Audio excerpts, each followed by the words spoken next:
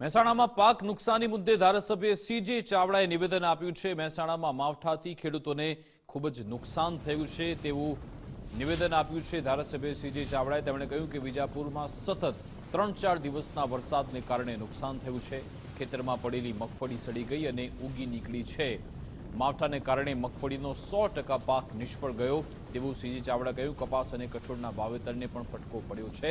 મગફળીની સાથે કપાસ અને કઠોળનું વાવેતર પણ નિષ્ફળ ગયું।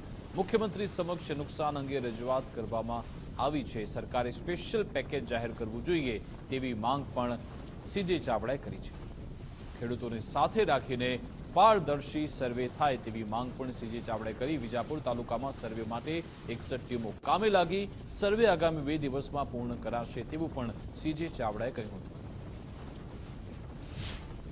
ખેતરમાં પાથરા પડ્યા હતા ત્યારે જ આ વરસાદ પડવાના કારણે મગફળી બિલકુલ નિષ્ફળ ગઈ છે। મગફળીનો પાક નિષ્ફળ ગયો છે અને જે મગફળી હજુ જમીનમાંથી બહાર ખેંચીને પાથરા કરવાના હતા અને લઈ જવાની હતી એ મગફળી પણ સતત વરસાદને કારણે પાણી ભરાઈ રહેવાના કારણે હવે કોવાઈ ગઈ છે અને ઉગી નીકળશે। એ સાવ પાક નિષ્ફળ ગયો છે એટલે ખેડૂતોની તારાજી થઈ છે, ખૂબ નુકસાન થયું છે। તો એના ભાગરૂપે આ વખતે સરકાર સ્પેશિયલ પેકેજ જાહેર કરીને ખેડૂતોને વળતર ચૂકવે એની માગણી અમે કરી છે। એમાં ખાસ કરીને કોઠા વિસ્તારના વિસ્તારોમાં વિજાપુર તાલુકામાં જે મગફળીનો પાક છે એ 100% નિષ્ફળ ગયો છે। એની સાથે સાથે કપાસ અને જે કઠોળની વાવેતર હતું એ પણ નિષ્ફળ ગયું છે અને એમાં પણ નુકસાની થઈ છે।